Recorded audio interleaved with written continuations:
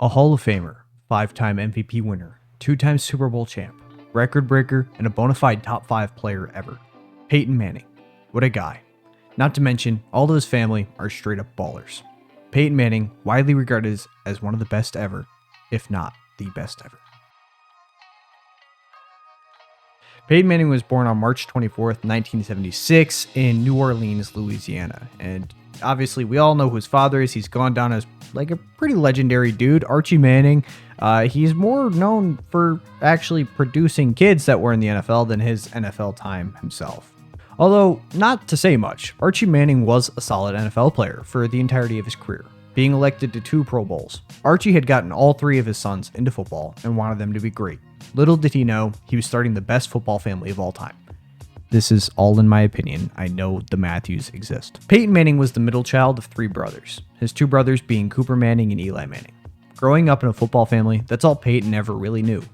Peyton would play football in high school and would be the starter for 3 years, leading the team to a 34-5 record over the years, breaking many records and winning many awards. In his sophomore season, he would throw for 2,142 yards and 23 touchdowns. But this wasn't enough for Peyton, as he wanted to be better, so he improved more and more. In his senior year, he would throw for 39 touchdowns and would win Gatorade Player of the Year. His high school football resume, with his father being who he was, Manning showed an incredible skill set and was the #1 prospect across the country, being recruited to over 60 schools, some of the biggest names being LSU, Michigan, Florida State, and Ole Miss. He would go to school to Tennessee, however. Many fans were upset that he chose not to go to Ole Miss, with his family even receiving phone calls about how angry they were, but nonetheless, he attended Tennessee. In college, Manning showed why he was who he was. He immediately showed everybody his talent. In his first season, he only played 7 games, but he did lead them to a 6-1 record at that time or that year. His first season, he would have 144 passes and would have just over 1,100 yards. I won't dive into stats too much in this video or else it'll be 15 to 30 minutes long. But in his other 3 seasons, he would have a combined 774 completions for 10,000 yards and 78 touchdowns to 27 interceptions. He finished his college career with a quarterback rating of 147.1. He would be the #1 overall, obvious choice for anyone who had the pick entering the NFL draft. Winning the Best Quarterback Award in college in 1997, SEC Player of the Year in 97, and Maxwell Award in 97, among others. Charles Woodson would win the Heisman this year, making sure that Peyton Manning never won a Heisman in his college career. A quick fun fact, Manning would finish his college career with -181 rushing yards. Heading into the NFL draft, Manning was the consensus #1 overall pick, being 6'5" and having one of the best arms anyone has ever seen. Most pure quarterback talent, or skill, some people have said.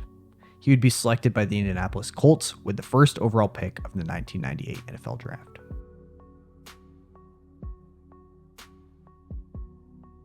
Everyone had high expectations of Manning going into his rookie season, and, well, to say it was a great season is definitely not the right answer.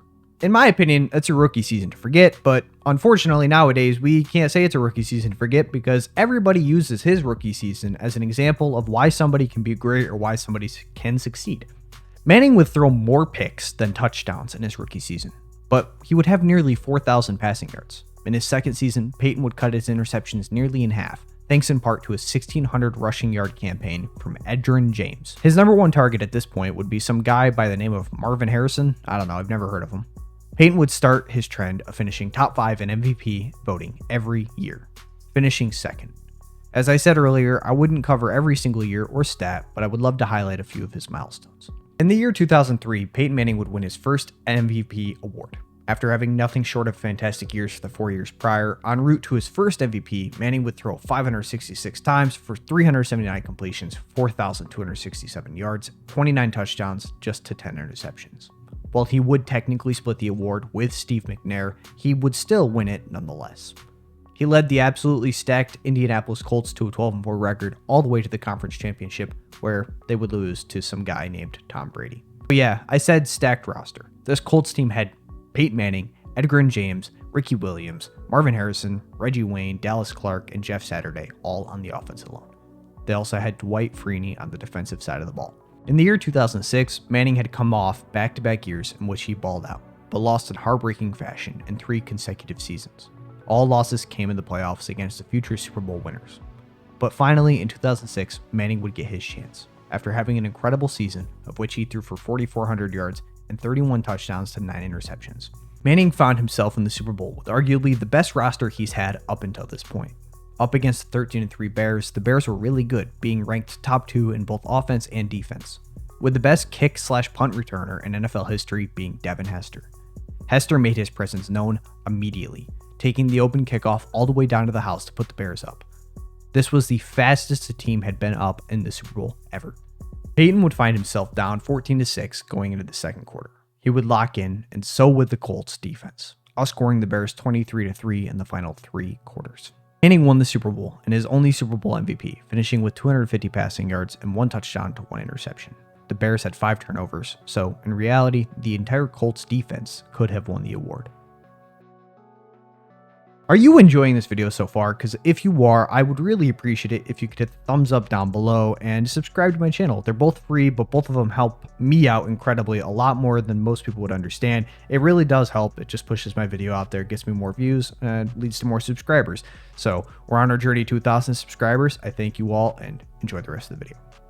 In the year 2009, Peyton would have one of his most memorable years ever, winning MVP the year prior and winning his 4th MVP this year. Peyton would throw for 4,500 yards, 33 touchdowns to 16 interceptions. He led the Colts to their best regular season record in his tenure at 14-2, tied with 2005. He would once again take the Colts back to the big game, facing none other than Drew Brees in the Super Bowl. Manning would have an incredible postseason run, having nearly 1,000 yards for 6 touchdowns to just 2 interceptions in 3 games. Manning and the Colts would control the game early on, being up 10-6 going into half. But just like what Manning did to the Bears a few years prior, the Saints turned it up, outscoring the Colts 25-7 in the second half. The biggest mistake of Peyton's career, and one that he would certainly love to have back, would occur here. Down 24-17 with under 6 minutes left, Peyton had a chance to tie the game up with a good drive. The game came down to 1 drive, but unfortunately, Peyton would throw a pick 6 to Tracy Porter, and that would put the Saints up for good, ending the game. Heartbreaking fashion for Manning, losing in his 2nd Super Bowl. In 2010, Manning would suit up for the Colts for the last time. After signing an extension with the Colts, he would wind up getting neck surgery and even more neck surgery. This would lead to many doctors and specialists telling Manning they're not sure if he'll ever play in another NFL game again. The Colts had an atrocious 2011 season, leaving them with a gap at quarterback and not having any faith in Manning to come back into his prime form. They would take Andrew Luck with the 1st overall pick and cutting Manning after getting their franchise guy. In 2012, Manning was sought after by some teams, but no one had more faith in Manning than the Denver Broncos, who had John Elway as the GM. Peyton had a lot left to prove, coming out swinging and having a legendary season for someone who is never supposed to play again, throwing for 4,700 yards, 37 touchdowns, and 11 interceptions, winning Comeback Player of the Year in the process and finishing 2nd in MVP voting. 2013, easily the best quarterback season of all time, and not really close to be honest. Manning had so much left in the tank and laid it all out there, throwing for an NFL record 5,477 yards and another NFL record 55 touchdowns to just 10 interceptions, winning MVP and leading the Broncos to the Super Bowl, where, well, they would get humiliated, losing 43-8 to one of the best defenses of all time, the Legion of Boom. In his final season of 2015, Manning appeared to be slowing down, and at pretty tremendous speed.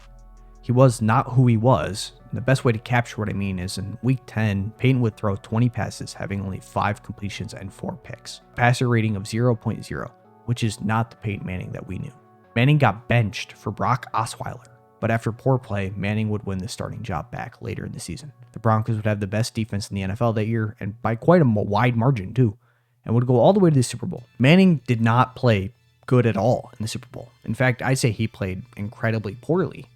He completed only 13 passes for 141 yards and an interception, but the Broncos defense carried the legend all the way to his final victory, his final Super Bowl victory, and final game of his legendary NFL career. The Broncos won the Super Bowl 24-10, with Von Miller winning MVP of the game. But it wouldn't matter. This would solidify Manning's status, going out a winner, going out as one of the best to ever do it. Manning has gone down as one of the best ever. Statistically speaking, when he retired, his 71,940 passing yards was the most ever, since broken by Drew Brees and Tom Brady. He finished with 539 passing touchdowns to 251 interceptions. He also had a whopping 667 rushing yards and 18 touchdowns on the ground. He'd win an NFL record 5 MVPs, a Super Bowl MVP, win 2 of 4 Super Bowls, and make 7 first-team All-Pros, which is an NFL record. He would break countless records along the way, most of which have been topped by Drew Brees or Tom Brady. In my opinion, Peyton goes down as a top 5 quarterback of all time, and I'm curious where he falls for you guys. Let me know in the comments below. Thank you all so much for watching. Have a wonderful day.